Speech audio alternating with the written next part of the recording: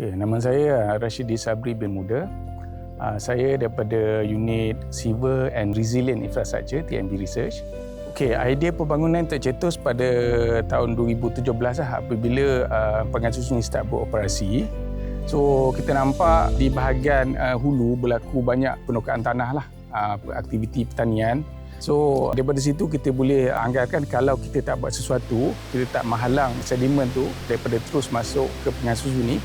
So, TMB akan menghadapi masalah lah. So, dari segi kapasiti takungan kat sini. So, kita tak nak apa yang berlaku di reservoir berlaku di Perangai Susu. Sebab itu kita develop satu idea untuk adakan satu check dam sebelum masuk ke Perangai, iaitu di bahagian hulu. Okey, yang membezakan TXST ni dengan kaedah konvensional adalah dari segi pengumpulan sedimen. TXST ni, fungsi dia kita mengawal sedimen di bahagian hulu sebelum dia masuk ke takungan kita. Maksud dia, bila pemadapan tu berlaku di bahagian hulu yang kita kawal, so kita boleh laksanakan kerja-kerja pengorekan di peringkat atas, dekat hulu lah sebelum sedimen tu masuk ke takungan. Sekiranya kita tak adakan sistem tu tak ada, so sedimen tu akan masuk ke Perangai Susu.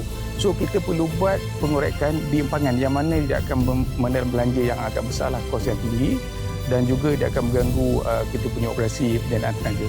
Dari segi proses macam mana sistem TXST ini bekerja, apabila aliran bersama dengan sedimen tu tiba di kita punya sistem TXST itu, aliran sungai akan menjadi perlahan.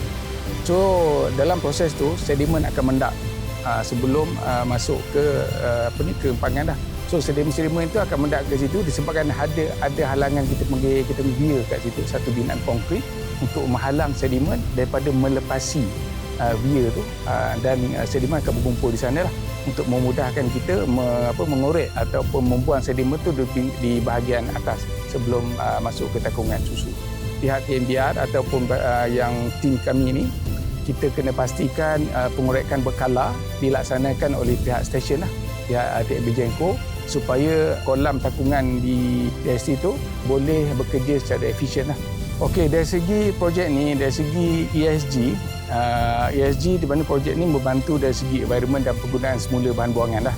So sedimen yang kita perangkap di TXT itu akan dilambakkan di kita panggil itu platform kat situ, dan akan dibawa oleh lori daripada pihak yang tertentu lah untuk digunakan sebagai bahan, contohnya untuk pembinaan jalan raya, untuk tambakan, kerja-kerja tanah.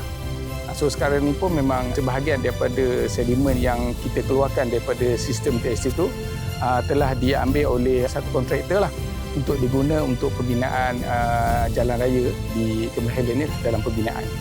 So kalau kita tak maintain sedimen ni daripada atas tu, bila masuk ni kita punya jangka hayat reservoir ni akan pendek. So dia akan dipenuhi dengan sedimen dan kita punya kapasiti takungan air itu berkurang. So bila takungan kapasiti air itu berkurang, kita punya perjanaan pun akan terkesan lah.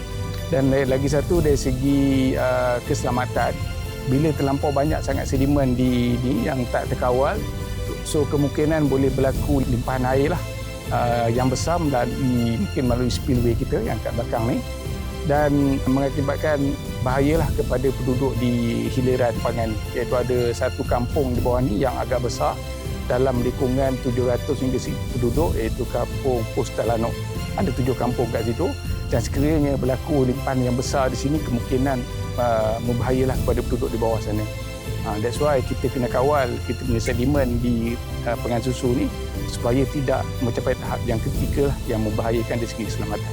Sistem yang kita bangunkan di Perangai Susu ni yang kita namakan TXT ni, kita boleh diimplementasikan di kawasan-kawasan lain lah, sama ada di Cameron Highland ini juga ataupun di tempat-tempat lain di mana di kawasan-kawasan hidro TMB ataupun di mana-mana empangan lah, di mana sistem ini boleh disesuaikan dengan lokasi setempat. Tapi perlukan kajian yang menyeluruh dari segi hidrologi, hidrolik, keadaan sedimen kat situ, keadaan hujan, untuk kita modelkan sistem ni sesuaikan dengan kawasan tapak tu. So itu harapan kita lah. Bukan saja kita buat di bahagian Perangai Susu ni, tapi kita harap supaya untuk masa-masa depan sistem yang sama boleh diadaptasikan di tempat-tempat lain juga.